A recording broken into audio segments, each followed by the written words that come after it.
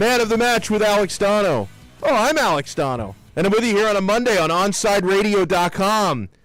I got the webcam on me. We're streaming live on YouTube. Hello to all the YouTube viewers out there. Oh, I got to fire up mine in a minute here so we have the whole chat going.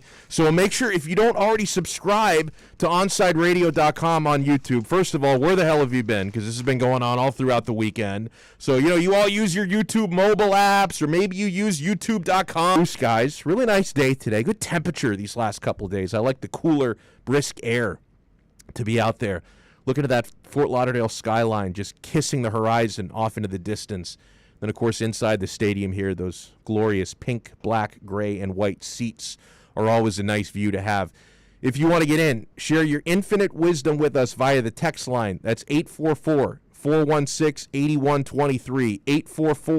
844-416-8123. The text line is always open. I got my lucky mask on.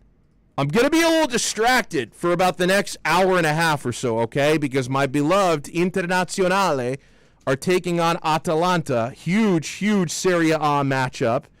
And Atalanta have been slightly the better side so far in the first 17 minutes. It's still 0-0. So I'm hoping to bring in the power of this lucky Inter mask that Big O gave me a few months ago and try and will Inter Milano to the victory over Atalanta, because this is a really important game in the Serie A standings. Inter are top of the table by 3 points right now. If they win this game, they go 6 points on top of the table, which would be gigantic. If they lose, they're still 3 points atop the table, but my nerves really start to set in at that point. Hey, in the 4 o'clock hour, around 4:20, we're going to talk some Miami Dolphins and a little Florida Panthers with Alan Pupar from NHL.com, but of course from Sports Illustrated. He covers the Miami Dolphins for SI, so we're going to get into a lot of NFL stuff with Alan Pupar.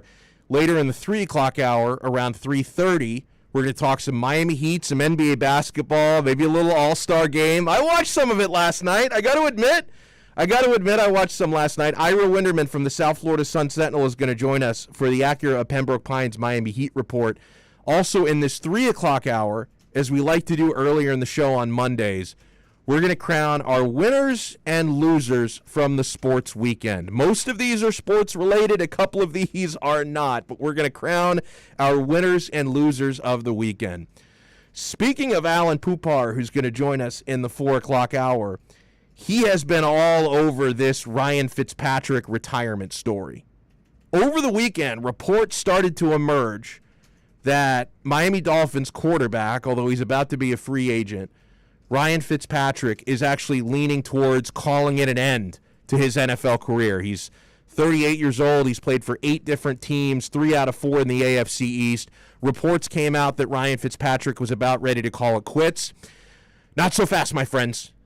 First person I saw reporting to the contrary was actually Alan Pupar, who's going to join us. And then I've since seen a report from NFL Network's Ian Rappaport saying that no, Ryan Fitzpatrick is not leaning towards retirement. He still wants to play. And you know what? I'm happy to hear this, okay? Now, maybe the reports about him retiring might have come to light because, the talks that his agent is having, the feelers they're putting out there with other NFL teams, he may not be getting a lot of good news about what his goal would be for 2021. And his goal is he wants a chance to be a starting quarterback for an NFL team. He wants to be a starter. It's just, guys, it's so hard. It's so hard when you're 38 years old and you're not named Tom Brady, right? When you're the age that Ryan Fitzpatrick is and you don't have the greatest of all-time resume and you're not a proven Super Bowl winner, it's really hard to get any team to commit to you to be either their starting quarterback or at least a guy who can compete to be their starting quarterback, because why would you focus your future on somebody at that age when teams prefer to take flyers on young guys, right? Teams prefer to take flyers on younger starting quarterbacks because if it works out, I could have my QB for the next decade plus, whereas if Ryan Fitzpatrick works out, I've got my next quarterback for like the next 12 months, and then we're back to square one after that, right?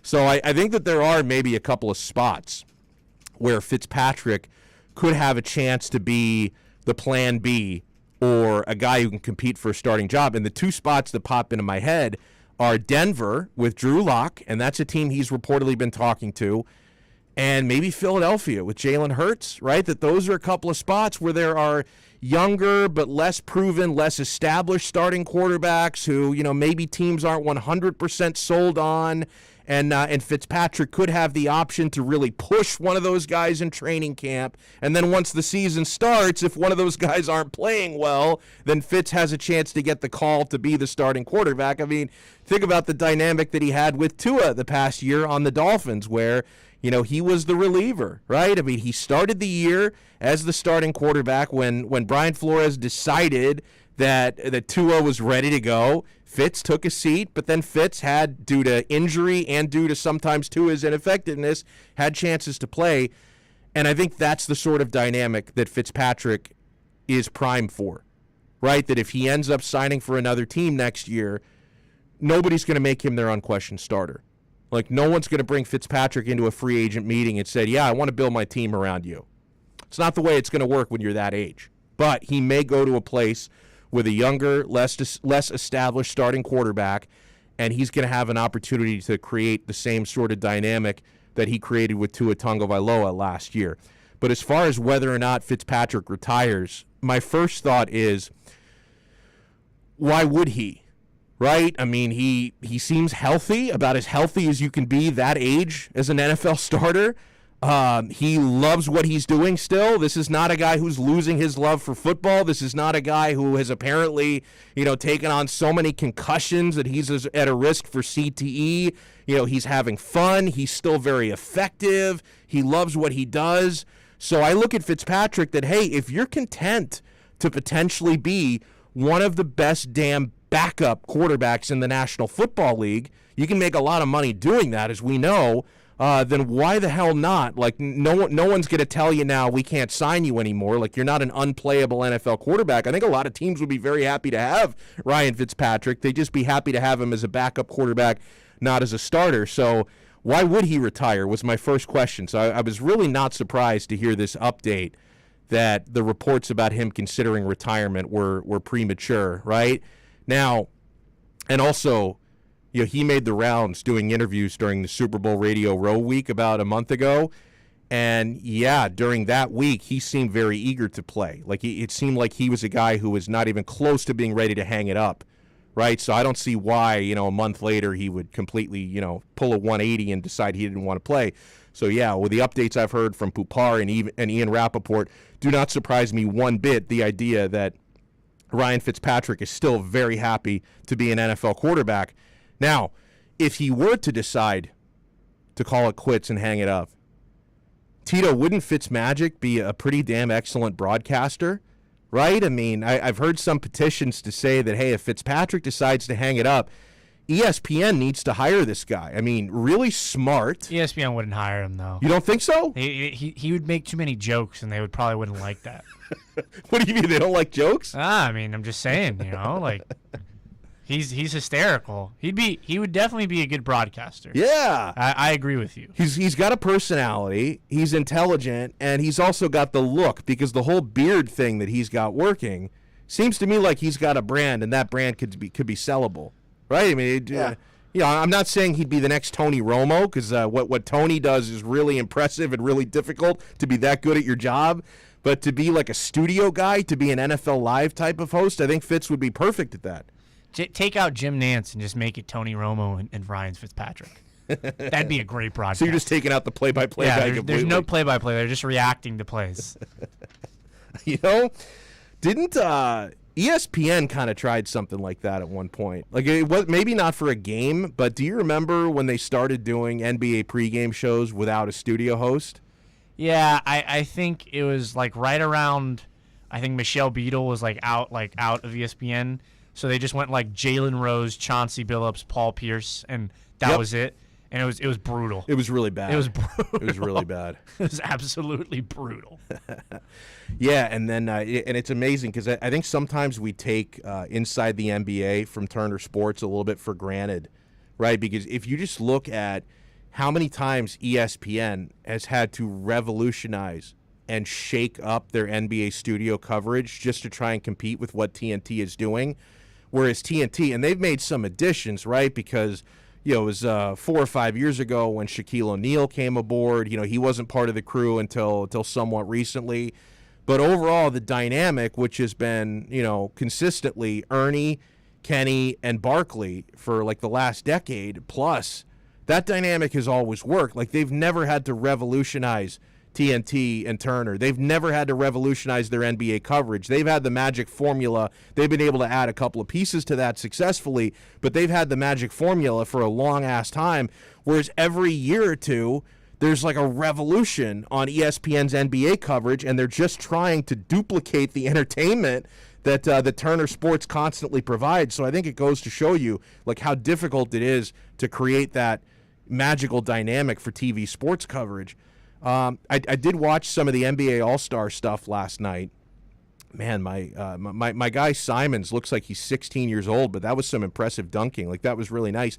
As far as the All-Star game itself, I think it was pretty cool, you know, the way that who was it, Dame Lillard, how he just won, pulling up from half court, and you knew that was going to happen. Like, even the announcers called it. They said because you knew the magic number was 170, right? Because from when the fourth game or the fourth quarter, which is like a separate game, when that starts, you know, the Magic score is 24 points in honor of Kobe, 24 points more than the winning team currently has. And so when they were 3 points away from getting to 170, the announcers called it. They said they're going to try and win this game on a half-court shot. Like, that's exactly how this is going to go down.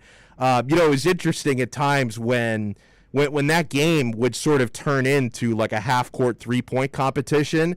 Would be a ridiculous thing to do in an actual game, which the All-Star game is not. But for the purposes of the All-Star, it was pretty entertaining, man.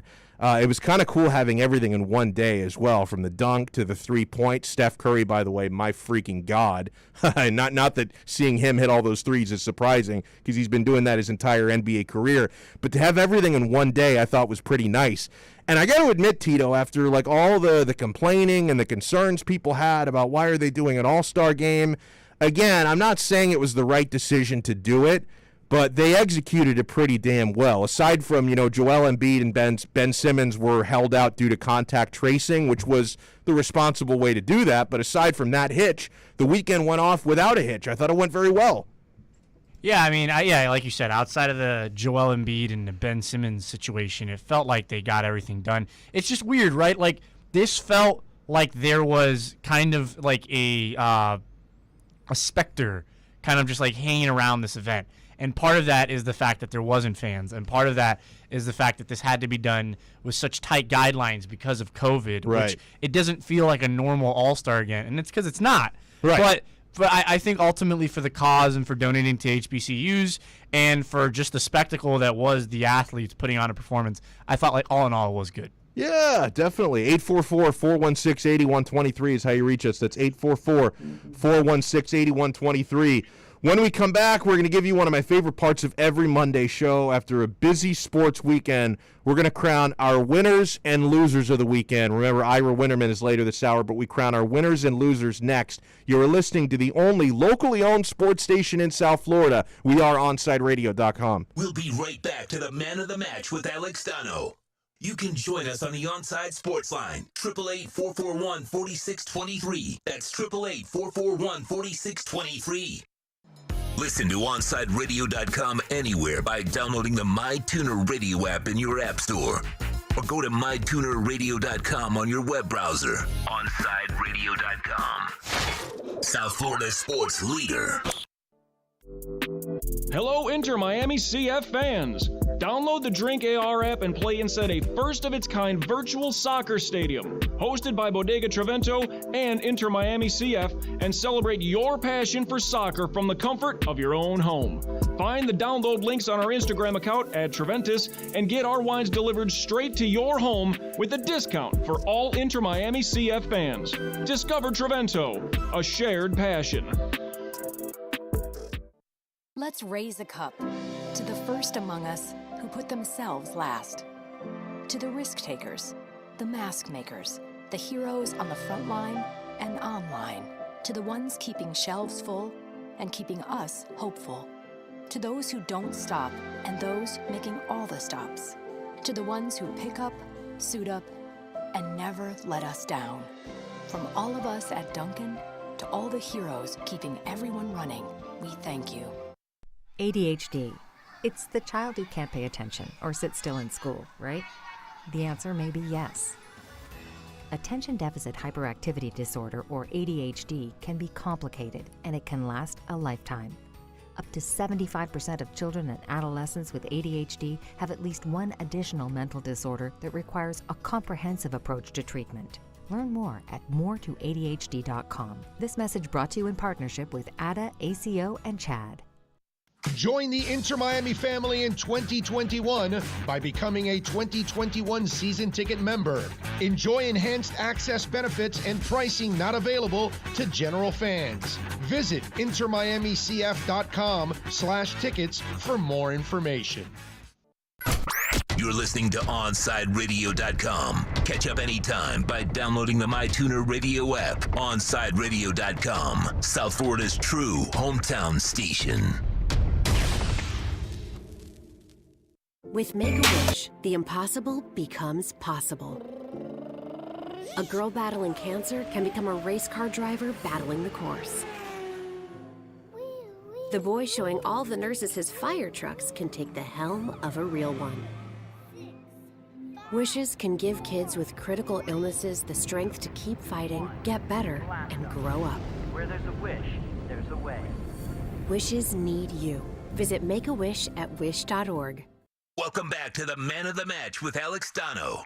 You can reach out anytime on the Onside Sports Line, 888-441-4623. That's 888-441-4623.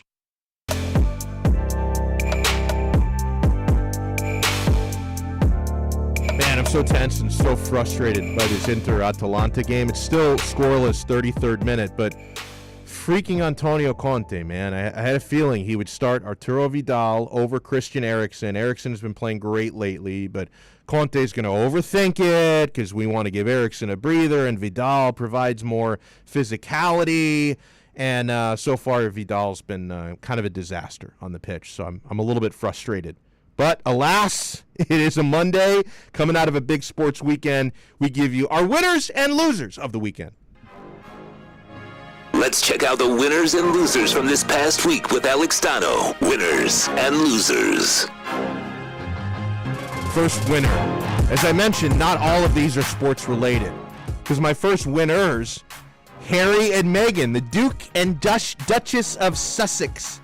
Courageous honesty about the just ridiculousness of the royal family in that tell-all interview that they did with Oprah Winfrey last night. And Tito, I'm not going to make Oprah a loser, even though I thought Oprah missed an amazing opportunity to ask Harry and Meghan whether or not the Queen of England knows what a chicken tender is. Right? She had the perfect opportunity. That was the moment. That was her moment, and she blew it. She blew it. Now, she did ask them. She doesn't have her finger on the pulse of what America needs to know, clearly. Oprah did ask some pretty important questions about why the racist-ass royal family was concerned about how dark Harry and Meghan's baby was going to be, which just goes to show you how messed up that process is. Now, if you'll notice, for those of you who watched the interview or if you read summaries on it and saw clips of it, they came short of actually trashing the Queen herself. Like, Meghan even went out of her way to say, Queen Elizabeth is a good person. She's been nothing but nice to me. Harry's got a good relationship with his grandmother.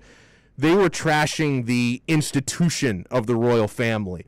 And for those who are experts on the royal family like me, if you watch The Crown, which is a really good show on Netflix, you'll notice that even like in the early days of the Queen, like she came to find out, I don't really have as much power over this situation as I thought I did, because you have this whole royal trust and royal establishment that vetoes things, right? Because early on in The Crown, Princess Margaret, the Queen's sister, wanted to marry a man that she was deeply in love with, but he had divorced. And and Queen Elizabeth said, let's just let her marry this guy. Like, they're in love. What could go wrong here? and the whole royal institution vetoed it. They said, no, it is against royal practice. You cannot, someone in the royal family cannot marry a divorced person. It is strictly forbidden, and they wouldn't allow it. They wouldn't allow Prince Charles to originally marry Camilla because they thought Camilla was a bit of a whore. So they wouldn't allow Charles to marry her, so they forced Charles to marry Diana. The two of them were incompatible. It was a disastrous marriage, and eventually he did marry Camilla anyway. But, Meghan and Harry did not directly trash the Queen, but they trashed the royal institution, which is pretty messed up and at least a little bit racist. And so I thought that Harry and Meghan came off looking really good in that interview. Other winners, touched on this a little bit in the opening segment. The NBA. They've been criticized for putting on an all-star game. I thought in reality, even under weird, difficult circumstances, because putting on an event like that during a pandemic was a really challenging idea in a condensed season. But I thought they actually did very well with All-Star Weekend. And outside of Joel Embiid and Ben Simmons being late scratches due to contact tracing, I thought the one-day event went off really well and without a hitch. So kudos to the NBA. But on that note, my next winner are the Miami Heat. Now, this is a little bittersweet because by not having any representation in the All-Star game, because Bam and Jimmy were not named All-Stars, Bam was actually invited to defend his skills competition title, but he declined it, and he's been banged up, so he needs the rest, right? Duncan Robinson was not invited back to the three-point competition. The Heat had zero representation in All-Star Weekend, and as a Heat fan, that's a little bit of a buzzkill, but as a Heat fan, take the blessing. Like, take the idea that these guys have an extra several days of rest. They didn't have to travel to Atlanta. They didn't have to partake in the All-Star festivities. We know how important the final half of the season is going to be for a Heat team that underachieved for most of the first half, and they're at 500. So the idea of getting a little bit of extra rest during All-Star Weekend, I think, was great.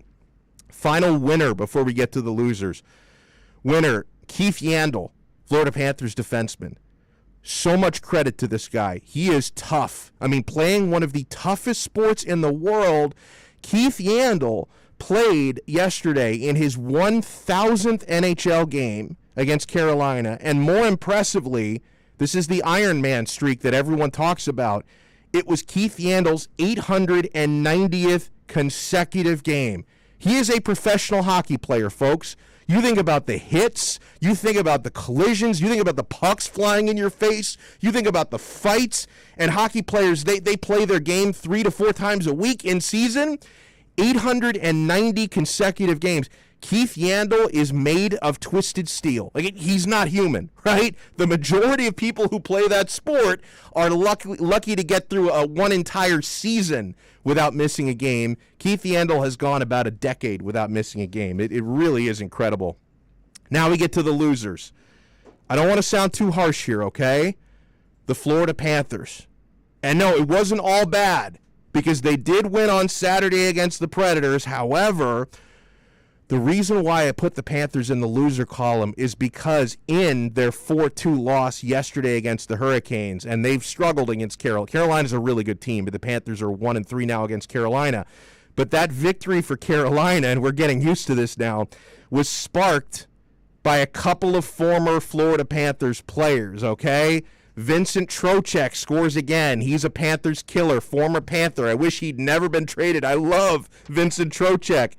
And former Panthers goalie James Reimer makes a ridiculous save late in the game to help the Hurricanes seal it. He was in net for Carolina. So a couple of former Panthers help beat the Panthers yesterday. Very typical. Second loser, and I put at least part of this blame on Tito, Manchester City. Yeah. They lose the derby 2-0 at home to Manchester United.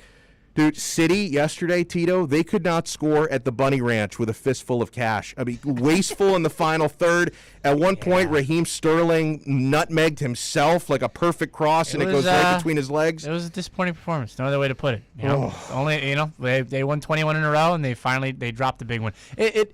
I'm not trying to make a big deal out of it because it seems like, they're going to be fine. Obviously, it cost us some money. We're going to win the title. It did cost me money. But they do have some big game throw up on my selfishness.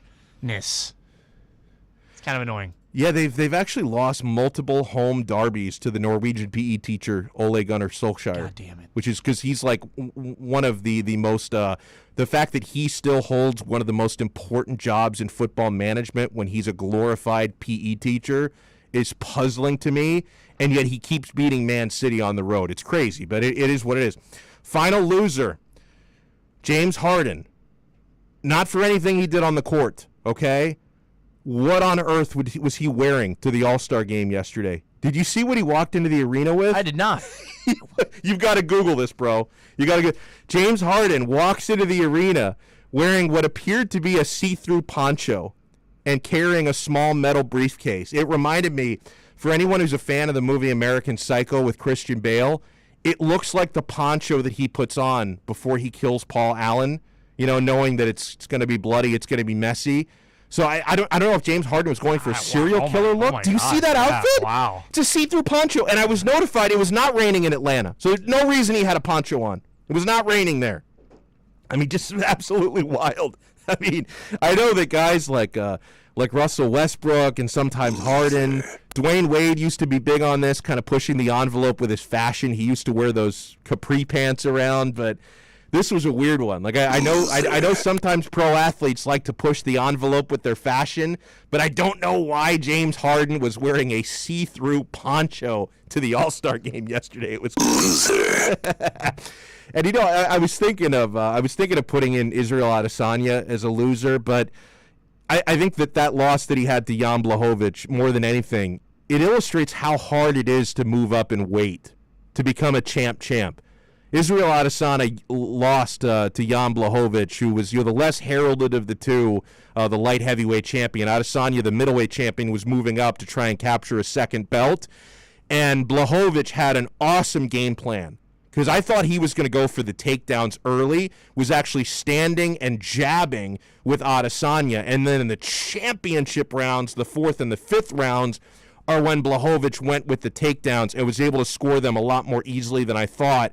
And I think his size and his weight, being the bigger, more natural, heavier guy, had a lot to do with that victory, but he still had to have the game plan to maximize those things perfectly. So maybe I should have made Blachowicz a winner, but I'm not going to make Adesanya a loser because even going up 20 pounds from one weight class to the next to challenge for that belt, I should have been less surprised with the way he lost that fight. I don't know who Amanda Nunes beat, but the person who lost Megan Anderson. Yeah, she should be a winner because she took it out easy on her.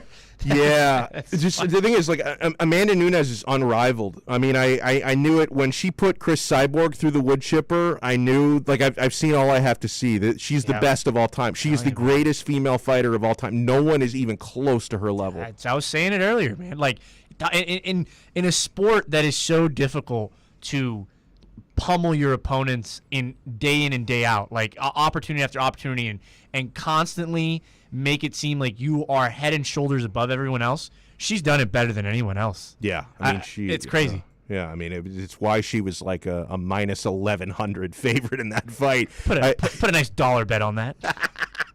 Put a dollar bet, you win like 11 cents back on that dollar bet. You lose money somehow. All right, when we come back, we're going to have the Acura Pembroke Pines Miami Heat report with Ira Winderman from the South Florida Sun Sentinel. This is the home for Miami Heat fans all over the world, OnsideRadio.com. Onside Radio, the only choice for the South Florida sports fan. We'll be right back to the man of the match with Alex Dano. You can join us on the Onside Sports Line, 888-441-4623. That's 888-441-4623. Listen to every Inter-Miami CF match on your home for La Rosa Negra, OnsideRadio.com. Catch us every day on the MyTuner Radio app.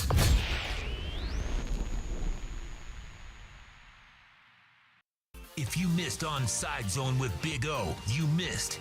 Wasn't there another boy band like 98 Degrees or 99 American Degrees? pop and R&B vocal group consisting of 4 vocalists. It is Jeff Timmons, brothers Nick and Drew Lachey, and Justin. Yeah, Nick Lachey, that's right. Nick Lachey. So it was 98 Degrees, right?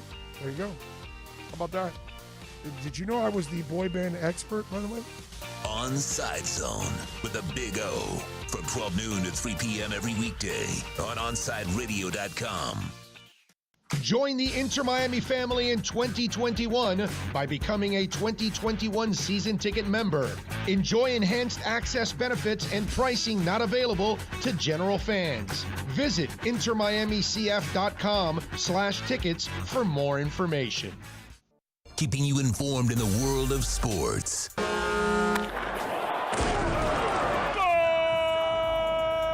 With an OnsideRadio.com sports update. Inter Miami's team MVP has inked a new deal to return. Lewis Morgan has signed a contract extension with the club. He is now on the TAM contract extension with Inter Miami.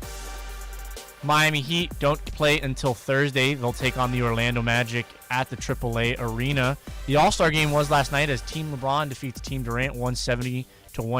Giannis Antetokounmpo with a perfect 16 of 16 with 35 points. Florida Panthers, unfortunately, taking a loss yesterday to the Carolina Hurricanes 4-2.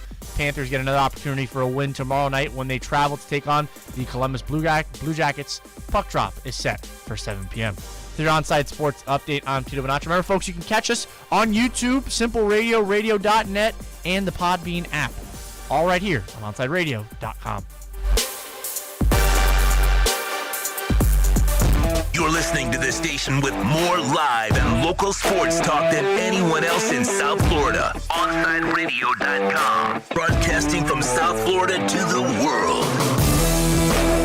It's time to talk Miami Heat with NBA insider Ira Winderman. It's the Acura of Pembroke Pines Miami Heat Report, exclusively at OnsideRadio.com. Let's go over the latest headlines locally with the Miami Heat and league-wide in the NBA with our very own Ira Winderman.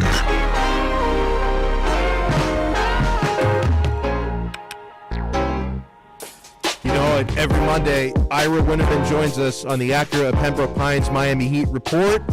I hope he's rested coming out of All-Star Weekend. Ira, good afternoon, sir. You know, I every year I say I'm not going to watch the All-Star game. I always watch a little bit of it at least. I kind of enjoyed it. You know, it turned into a bit of a half-court three-point competition, which is ridiculous, but it kind of makes sense for an All-Star game. And most importantly, how do you feel, Ira, about the way the NBA executed things? Because the talk for over a month leading up to the All-Star game was, why are they having an All-Star game in a pandemic? So how do you think they actually did now that it's all said and done? I guess, Dono, I would put it this way. I think it was even more of a meaningless exercise than it typically is. Yeah. And I understand sports have all-star games. We know it's about the marketing. We know it's about the money. And Adam Silver was very honest and very transparent about it, so I give him credit for that. All of that said, as you know, Donna, we've been part of down here, whether it's the baseball all-star game and home run derby. All-Star Weekend is an event. It's a celebration of the sport. It's seeing the personalities. Matter of fact, I would make an argument that the All-Star game itself on All-Star Weekend, whether it's the NBA, the MLB, or even the NHL, is the least of it. Yeah. It's sort of just the traditional part of it. It's the skills competition. It's the interviews. It's the social scene. Well, there was none of that this weekend. There was a hurried skills and three-point contest before, although Steph Curry certainly added a Larry Bird-like flourish to that. There was this thing they called the dunk competition at the intermission, where if you blinked, you missed it, and might have been better off. And there was this lopsided game, so it just didn't have it. But you know what? It's still, I guess, better than nothing in this year when we're sort of dealing with all sports in an abstract to a degree. So I would put it this way. Credit for trying, understand, the need for the economics of it, so obligation were fulfilled. But to me, it was a kind of day, if you missed it, you didn't miss much, and it had very little of a celebratory feel. You know, what you said near the end there was my thought exactly. Better than nothing was kind of I know I'm not setting the bar very high, but that's the way that I looked at it. Now, right. From a Heat point of view, on the one hand, maybe a bit of a buzzkill for some fans to watch All-Star festivities with zero Miami Heat representation, but I look more at the big picture, Ira. How important do you think it is for guys like Bam and Jimmy, who have dealt with injury issues lately, to get this time off? I think it was absolutely huge for those guys to sort of have an uninterrupted time of just taking a deep breath. Because, Dono, when we restart the season, On Thursday, home against Orlando. You're talking about a back-to-back of home against Orlando and at Chicago on Friday. You are talking about 5 games in 7 days. Not only do you have that back-to-back, but then they go Sunday to Orlando, and then next week on Tuesday and Wednesday, they have a difficult home back-to-back of home against Cleveland the next night in Memphis. They are going to be exhausted. So I'm glad everyone got the time off. I hope people were prudent during the break. I hope they took the time to relax without getting too far away from their games, because then, boom, the Heat reset themselves perfectly. We haven't spoken since they last played. They finished 18-18 in the first half. You almost can wash away the entire first half of the season. The story about the Miami Heat's 2020-21 regular season will be written from what we have going forward starting Thursday. They can write their own story fresh right now with this 500 restart. And now that we're 17 days away from the trade deadline, I want to bridge the question from this. I thought you answered a good question on Ask Ira this week about how many Heat players does Eric Spoelstra actually trust in his rotation? And you notice, Ira, it's the 4, it's the power rotation where that's lacking, especially with a guy like Mo Harkless just not having any trust whatsoever. So where are we in that regard? And do the Heat really need to make a move, especially at the 4? It's interesting because I wrote another Ask Ira about that tomorrow where people are going, hey, look at the Nets. They upgraded with Blake Griffin in their power rotation. There's talk now about the Celtics making a move, especially, of course, with the buyout of Andre Drummond. And my answer to that was twofold. First, the Heat will still have the best big man singular of any of those teams, whether it's Brooklyn with DeAndre Jordan and Blake Griffin, their 1-2 center punch, I would guess, whether it's Boston with Daniel Tice and Tristan Thompson. Bam Adebayo is better than any of them. But you don't play center or, let's say, power rotation alone in a playoff series. Last year, of course, the Heat had Jay Crowder and all was perfect. If Kelly Olynyk is your number 2, then you get into that sort of, let's rate your power pairing. Last year in the playoffs, Kelly Olynyk did not even appear in 4 games, did not start any of them, averaged 15 minutes for the postseason. Jay Crowder averaged twice that. So I don't know if the Heat have their 1-2 punch. They thought Mo Harkless would be that. I haven't seen Mo Harkless, in weeks now. So I think they moved on from that. I think that's where all the focus has to be, Dono, and one more piece. And again, it could be a stretch type of 4. It could be the Harrison Barnes people are talking about. It could be Rudy Gay. I'm really curious about one thing, Dono. Are the Heat willing to go into the future and take on a player who has more than this season left, which is exactly what they declined to do with Jay Crowder, or are they going to temper expectations and go, look, this is not going to be a championship season. This is just going to be a playoff season for us. Let's not spend our future money now. So I am very curious to see how that plays out. Well, here's something. I don't think I've asked you this, and I probably should have by now because I've talked about it a lot on my own on this show. Because, one of the big questions I ask myself when we talk about whether Pat Riley's approach should be living in the now or kind of waiting for the best move to present itself down the road.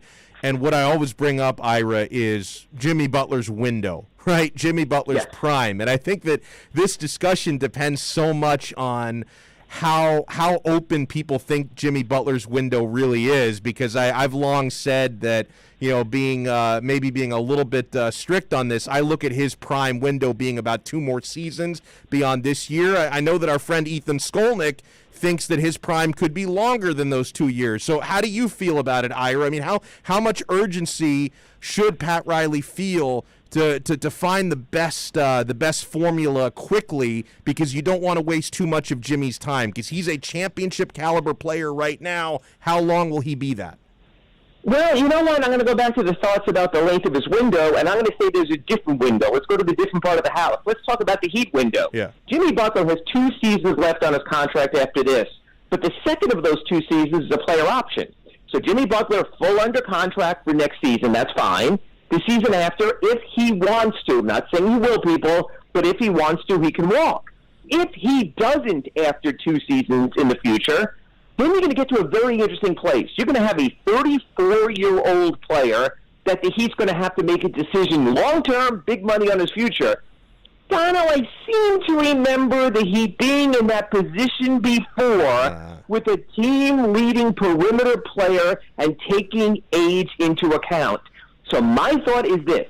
Jimmy Butler's window is this season and the next 2 seasons, and then there's a next iteration of the Heat.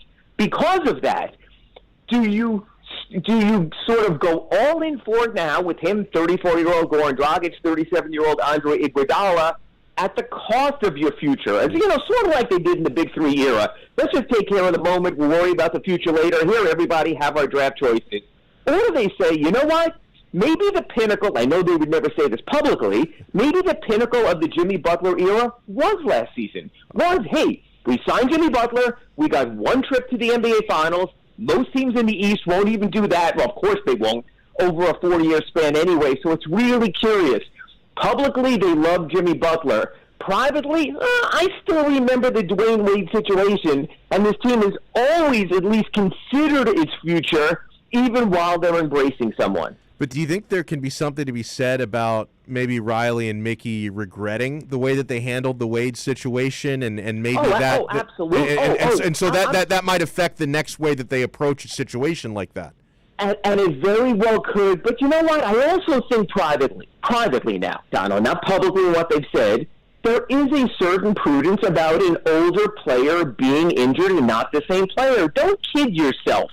Dwayne Wade bolted the Miami Heat in the 2014 offseason because he saw an aging Dwayne Wade. That was not LeBron leaving back to Cleveland because he just wanted to go home and all that other BS you could read wherever he wanted to read it. That's because he saw Kyrie Irving and said, that's a younger Dwayne Wade. I can have more of a 4-year or longer future there.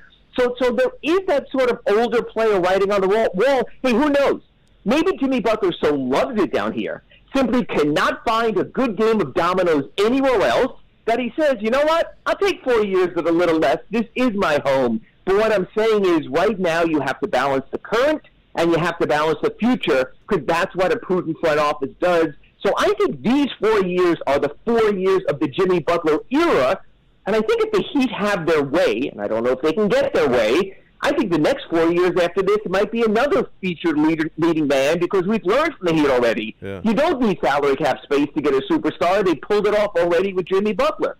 Very interesting. We're joined here by Ira Winterman from the South Florida Sun-Sentinel on the Acura of Pembroke Pines Miami Heat report. Blake Griffin signs in Brooklyn after getting bought out by Detroit. We've talked about him, Ira, this season. Griffin at times has looked like a cadaver. How much of a difference do you think he makes in Brooklyn? Here's the difference with Blake Griffin and the expectations in Brooklyn, or anyone who is courting him. Blake Griffin, his whole career, has been a number 1 or number 2, depending on where you want to put him with Chris Paul when he was with the Clippers. Now there's no expectation. Dono, at best, Blake Griffin is a number 4, and probably is not even that in Brooklyn. Now, you, of course, have Durant, you have Harden, you have Kyrie Irving, you have some blossoming young talent for them as well. So he doesn't have to be Blake Griffin. What he has to be is adequate, smart, backup center who makes the right plays, and I think he could be that. That's why I think he's one that got away from the Heat. That, I think he's the kind of guy, even if you were starting Olynyk and starting Bam, because that's the best you can do, I think Blake Griffin can come in and give you smart minutes. I don't think he can give you athletic minutes anymore, but he's good. He's a good ball handler. He can play the pick and roll, big, small. He knows how to make the right play. Is he much of a defender? No. But have the Heat had much of a defender at power forward this season anyway? Yeah, so I think he'll help the Nets. I think that's a good, small signing, and that's the weird part. Even at the start of this year, if you would have said, hey, Ira, do you think Blake Griffin could be a small piece of a team? I'm like, wait a minute. Blake Griffin is making $1 gazillion, $40 million this season. You know what? The Nets signed him at the NBA minimum. They'll get good value out of that, I believe. Now, there's a lot of basketball left with the second half of the season coming up. As of today, the New York Knickerbockers are actually a half game above the Miami Heat in the standings. They own the 5th seed in the East.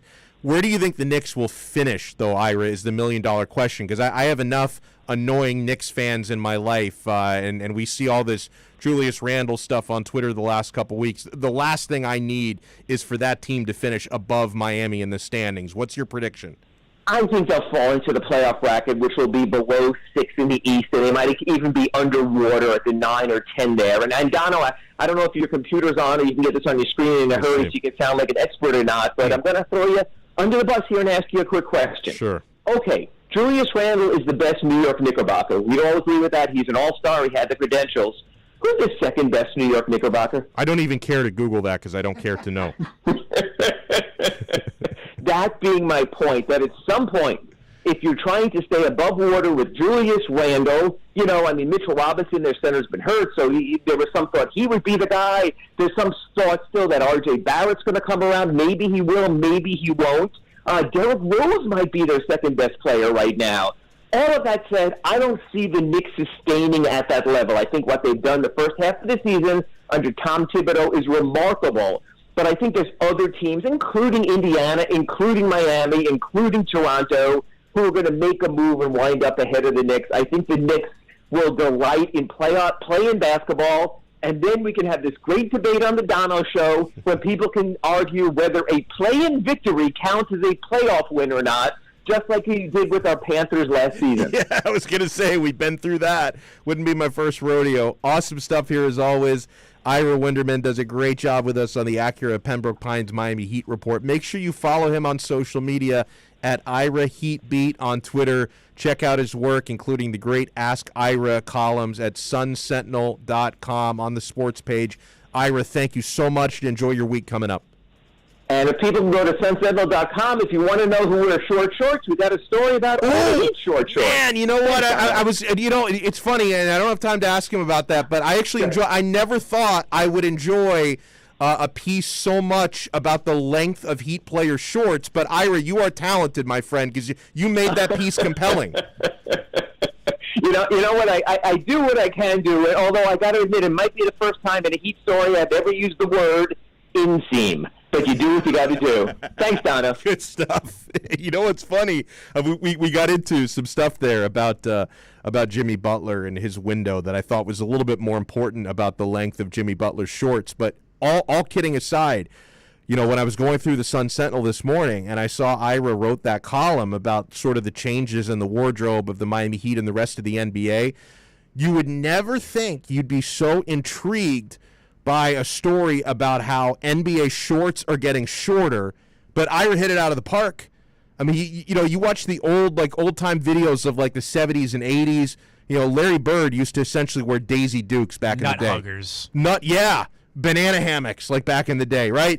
And then into the 90s and early 2000s, the uniforms got super baggy, right? But now, Jordan Bulls, they started. Absolutely. And like Shaquille O'Neal, who's already like a size 8XL, was probably wearing 12XL clothes, during his prime. And now, like, you realize the uniforms they're not like as nut huggerish as they were in the 80s, but like the shorts are getting shorter and the jerseys are getting a little tighter because I think now players are realizing I need to like maximize the range of motion with my limbs and stuff. So it's kind of cool to see the way that wardrobe is evolving. 844-416-8123. We'll wrap up the 3 o'clock hour when we come back. You're listening to the only locally owned sports station in South Florida. We are OnsideRadio.com. This has been the Acura of Pembroke Pines Miami Heat Report with Ira Winderman. Visit Craig Zinn's Acura of Pembroke Pines at 15601 Pines Boulevard. Come experience the oasis that customers deserve and the dealership that earned Dealer Rater's 2020 Consumer Satisfaction Award at Acura of Pembroke Pines. This is how we do it. You're listening to the only sports station in South Florida that likes to take your calls. 888-441-4623. We connect with a South Florida sports fan because we are South Florida. Locally owned and operated. 888-441-4623. OnsideRadio.com. South Florida's home for real sports talk. You can connect with us at OnsideRadio.com by sending us a text at 844-416-8123. Save it on your cell phone, 844-416-8123. No better place to send your comments, ask questions, win prizes. OnsideRadio.com, the only choice for the South Florida sports fan. For over 20 years, Mr. Glass has been committed to the safety and satisfaction of our clients. Our products are the culmination of innovative engineering, aesthetic appeal, and the highest levels of quality. Through our legacy, Mr. Glass strives to impart the true meaning of quality, service, and sustainability to new generations. Reputation, experience, and trust is why clients choose Mr. Glass. Live the future now. Locate a dealer near you today. At Baptist Health, We are ready to serve, to treat, to safely proceed with your procedure. We're ready for ER visits and office visits with skilled surgeons, advanced medicine, and multidisciplinary teams. We're ready for new arrivals and new recoveries. We are ready. We're ready to diagnose, treat, and manage anything that comes our way with exceptional care and comfort. With the same preparedness and compassion you've come to expect from Baptist Health. And we are ready. We're ready. We're ready to care for you. Can I get a captain? Captain and what? Captain and Ginger. I can't hear you. Captain and Ginger. He was a captain and Ginger. Captain and Ginger. He was a captain and Ginger. Captain Morgan, official partner of Major League Soccer. Every Thursday, NBA fans can catch one of the best basketball shows in the country when Ethan Skolnick and Ira Winderman host Inside the Paint. Listen to two of the most knowledgeable and connected reporters in the business. Get year-round insight every Thursday at 10:30 a.m. with Inside the Paint on the home for hardcore basketball fans. OnsideRadio.com.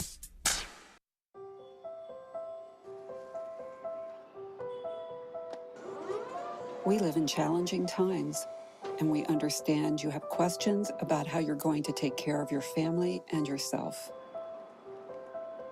Well, you can trust the Publix is doing everything possible to help. Our stores continue to be open. We're busy restocking as quickly as we can. But please remember to think of others as you shop for the week ahead. This will give your friends and neighbors the opportunity to get what they need as well.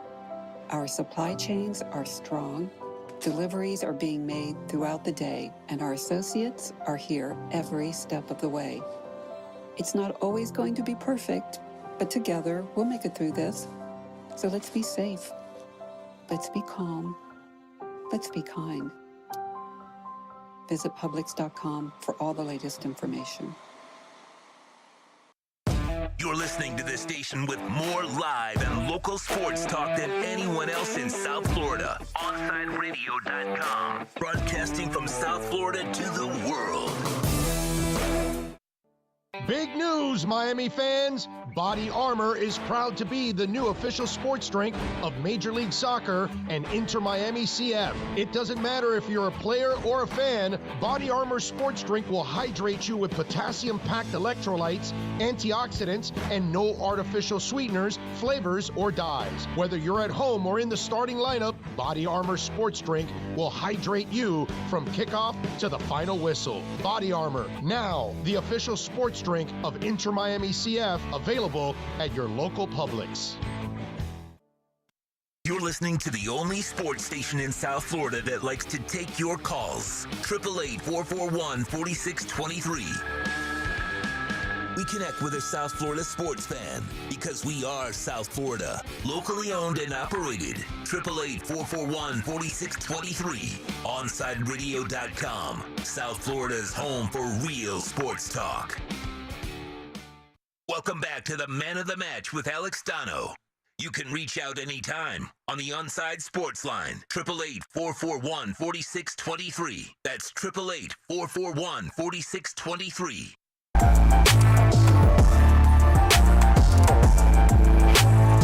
Huge thanks again to Ira Winterman from the South Florida Sun Sentinel for joining us. Going to kick off the 4 o'clock hour in a few minutes. 4:20. We're going to talk some Miami Dolphins, a little Florida Panthers with Alan Pupar from Sports Illustrated. Go out to the text line at 844-416-8123. That's 844-416-8123. Good afternoon, Dono. Kenneth from Cleveland is live from the 305 Boom Boom Room. Happy Monday. The Boom Boom Room is open for business. It's Big Latin Booty Day in the VIP today. Wow. I don't know if that's the way I want to celebrate International Women's Day. Yeah, I was about to say, quaint timing there. That's not the best possible timing. Oh man, but it is International Women's Day today. Yeah, that's probably the worst possible segue. But don't cancel me, bros. I mean, is somebody going to cancel me now because I made that segue? No. You were just reading the text machine. You're not responsible for what's on the text machine.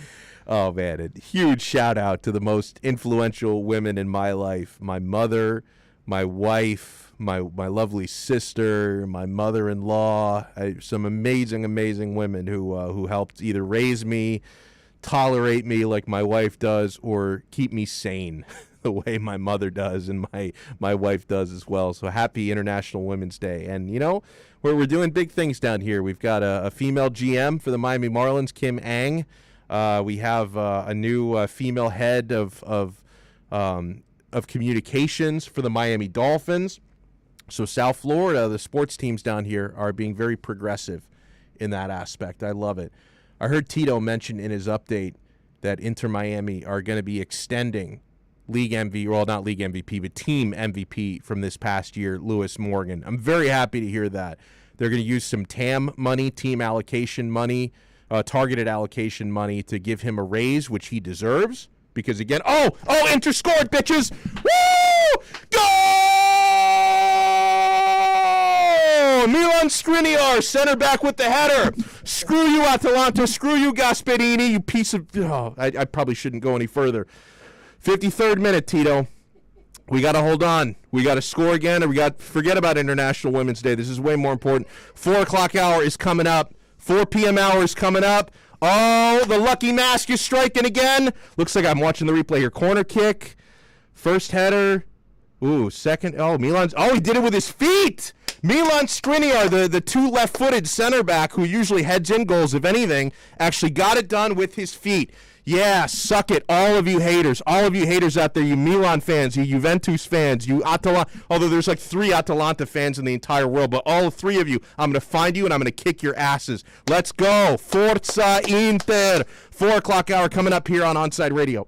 We'll be right back to the man of the match with Alex Dano. You can join us on the Onside Sports Line, 888-441-4623. That's 888-441-4623.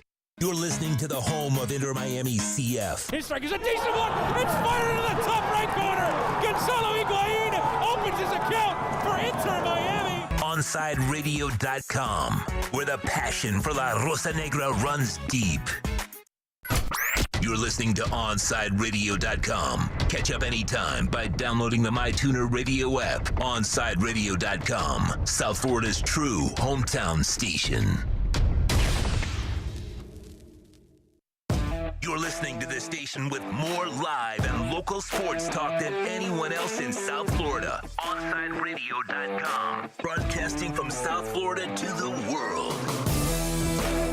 Welcome back to the Man of the Match with Alex Dano. It's all yours.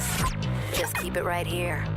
You can reach out anytime on the Onside Sports Line, 888-441-4623. That's 888-441-4623. Yeah, 4 o'clock hour, a man of the match with Alex Dano. I am Alex Dano. Going to be an emotional wreck for about the next 40 minutes. The Inter have the 1-0 lead against Atalanta.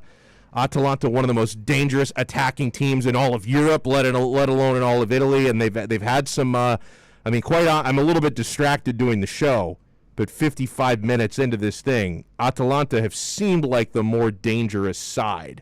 So I am relieved to have a 1-0 lead in this game. And Lukaku, big steal. Come on, open net, one-on-one. Oh, great defensive play. God damn it. Should have been 2-0 right there. Oh, Lukaku's upset. I mean, I can't fault the guy. He scored so many big goals this season.